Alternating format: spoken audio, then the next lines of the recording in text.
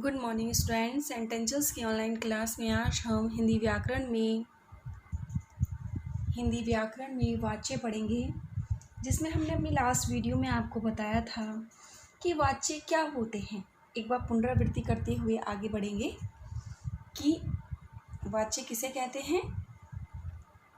देखिए, किसी एक विचार को व्यक्त करके कई तरीके हो सकते हैं। एक बात को विचार करने के कई तरीके हो सकते हैं। उसी तरह के अनुरूप वाक्य का गठन भी होता है। कहने का ढंग बदलने से वाक्य का पूरा ढांचा ही बदल जाता है। वाक्य के इस बदलाव में सर्वाधिक महत्वपूर्ण भूमिका क्रिया की होती है। शब्द के सभी प्रकोपों में क्रिया की सबसे लचीली प्रकृति होती है। लिंग, वचन, काल, कारक, पुरुष, वाच्य आदि सभी के परिवर्तन का क्रिया के रूपांतरण पर प्रभाव पड़ता है।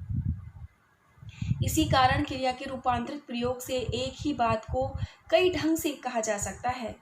वाक्य के अंतर्गत प्रयुक्त किया जा क्रिया पर मुख्य रूप से तीन तत्वों कर्ता, कर्म और भाव में से किसी एक का आधिपत्य होता है। या तो कर्म या कर्ता या भाव से क्रिया की अन्विति होती है। एक बार फिर से ध्यान देते हुए सुनेंगे कि वाक्य के अंतर्गत प्रयुक्त क्रिया पर मुख्य रूप से तीन तत्वों कर्ता, कर्म और भाव में से किसी एक का आधिपत्य होता है। या तो कर्ता या कर्म या भाव से क्रिया की अन्विति होती है। जैसे मैं पुस्तक पढ़ता हूँ, पुस्तक मेरे द्वारा पढ़ी जाती है। अब मुझसे पुस्तक नहीं पढ़ी जाती है। मेरे द्वारा और मुझसे। यहाँ पहले वाक्य में क्रिया का रूप कर्ता के लिए के लिंग, वचन और पुरुष के अनुसार बना है। दूसरे वाक्य में क्रिया कर्म के अनुसार बदल गई है। तीसरे वाक्य में भाव पढ़ा जाना की प्रधानता है, अतः तद अनुरूप क्रिया पुल्लिंग, एक वचन और अन्य पुरुष में प्रयुक्त हुई है। इस प्रकार क्रिया के प्रयोग में कर्ता, कर्म या भाव के अनुसार परिवर्तन होता है। क्रिया के इसी प्रयोग को व्याकरण में वाच्य कहा जाता है। शुद्ध सरल शब्दों में जाने तो क्रिया के जिस रूप से यह बोध हो कि क्रिया का प्रधान विषय कर्ता, कर्म या भाव में से कौन सा है, उसे वाच्य कहते हैं।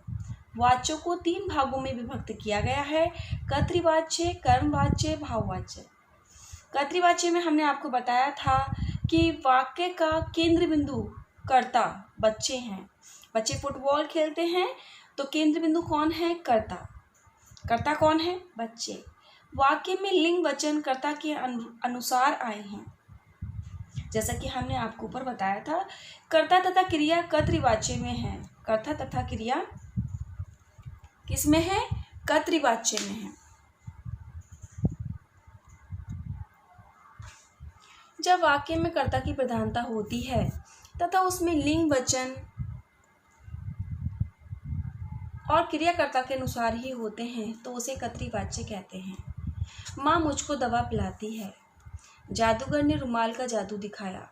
कर्मवाच्य में हमने आपको बताया कि लड़कियों द्वारा गीत गाया जाता है। वाक्य का केंद्र बिंदु कर्म, गीत है। क्रिया के लिंग, वचन, कर्म के अनुसार ही इस प्रकार के वाक्यों को कर्मवाच्य कहते हैं। जिन वाक्यों में कर्म की प्रधानता होती है तथा क्रिया के लिंग और वचन कर्म के अनुसार ही होते हैं, उन्हें कर्मवाच्य कहते हैं। माँ द्वारा मुझको दवा पिलाई गई। जादूगर द्वारा रुमाल का जादू दिखाया गया। जिस वाक्य में कर्ता या कर्म की प्रधानता न होकर क्रिया का भाव ही प्रमुख हो, उसे भाववाच्य कहते हैं। जैसे वाक्य में क्रिया का भाव ही मुख्य होता है, क्रिया आक्रमक तथा अन्य पुरुष में प्रयुक्त हुई है। इस प्रकार के वाक्यों को भाववाच्य कहते हैं। जैसे उसने बोला, उनसे बोला नहीं जाता, अब हमसे हंसा नहीं जाता। भाववाच्य में मुख्यतः आक्रमक क्रिया का ही प्रयोग होता है। साथ ही भाववाच्य में निषेधात्मक वाक्य ही प्रयुक्त होते हैं। उनमें क्रिया सदैव पुल्लिंग, अन्य पुरुष के एक वचन की होती है। अब आता है आपका वाच्य परिवर्तन किस प्रकार होता है। कर्तृवाच्य में से कर्मवाच्य बनाना। कर्तृवाच्य के कर्ता के साथ से अथवा के द्वारा जोड़िए। यदि कर्ता के साथ विभक्ति चिन्ह लगता है तो उसे हटा दीजिए। जैसे मोहित ने सेब खाया, ये हमारा क्या है, कर्तृवाच्य। लेकिन अब हमें किसे क्या बनाना है, कर्मवाच्य। मोहन के द्वारा सेब खाया जाता है। वाक्य में ने विभक्ति चिन्ह हटाकर के द्वारा का प्रयोग किया गया है।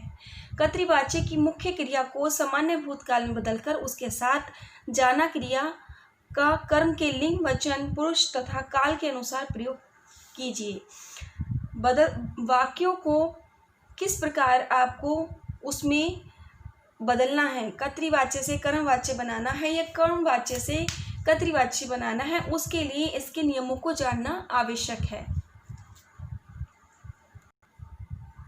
नेक्स्ट देखिए, कर्म के साथ लगे विभक्ति चिन्ह को हटा दीजिए। उदाहरण देखिए, वे कहानी पढ़ेंगे, उनसे कहानी पढ़ी जाएगी। धोनी क्रिकेट खेलता है, धोनी द्वारा क्रिकेट खेला जाता है। धोनी द्वारा क्रिकेट खेला जाता है। कर्तृवाच्य से भाववाच्य बनाना। कर्तृवाच्य से भाववाच्य बनाना। आगे है कर्तृवाच्य से भाववाच्य बनाना। सबसे पहला नियम आता है हमारा, कर्ता के साथ के द्वारा अथवा से लगाइए। मुख्य क्रिया को सामान्य भूतकाल की क्रिया के एक वचन में बदलिए और उसके साथ जाना क्रिया के एक वचन, पुल्लिंग और अन्य पुरुष का कर्तृवाच्य वाला काल ही लगाइए। क्या है देखिए, एक बार उदाहरण देखेंगे। वे पढ़ते हैं तो उनसे पढ़ा नहीं जाता। वे सारे सवाल हल नहीं करता, उनसे सारे सवाल हल नहीं किए जाते हैं। ये तो हो गया आपका कर्तृवाच्य से भाववाच्य बनाना। अब कर्मवाच्य और भाववाच्य से कर्तृवाच्य बनाना। इसका नियम देखिए, कर्ता के साथ लगा से या के द्वारा हटा दें। क्रिया का कर्तृवाच्य में प्रयोग करें। माँ द्वारा भगवान के पांव छुए गए।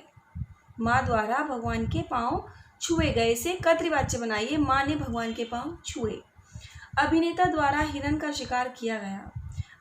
अभिनेता ने हिरण का शिकार किया। अब भाववाच्य से कर्तृवाच्य बनाना है। शिशु से चला नहीं जाता, शिशु चल नहीं पाता। मुझसे लिखा नहीं जाता, मैं लिख नहीं सकती। तो इसमें अंतर क्या आया, से। आपने भाववाच्य से कर्तृवाच्य बनाते समय आपने से का लोप किया, उस प्रकार वो हमारा कर्तृवाच्य बना। तो इन्हीं नियमों को ध्यान में रखना है। कर्मवाच्य में कर्म होता है किंतु भाववाच्य में कर्म नहीं होता है। उदाहरण के तौर पे इसके नियम को एक बार फिर से जानेंगे। वाच्य के 3 प्रकार होते हैं, कर्तृवाच्य, कर्मवाच्य तथा भाववाच्य। कर्मवाच्य में लिंग, वचन, कर्म के अनुसार होते हैं। कर्तृवाच्य में कर्ता की प्रधानता होती है। भाववाच्य में भाव की प्रधानता होती है तथा क्रिया सदैव आक्रामक होती है।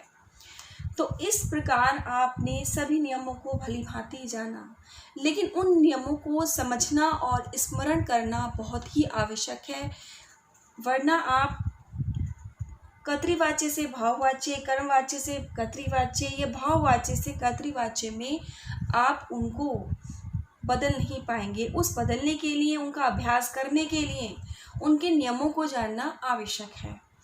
तो भली भांति इन नियमों का अभ्यास करें, उनको स्मरण भी करें और वाक्यों को एक दूसरे में परिवर्तित करने का अभ्यास करें।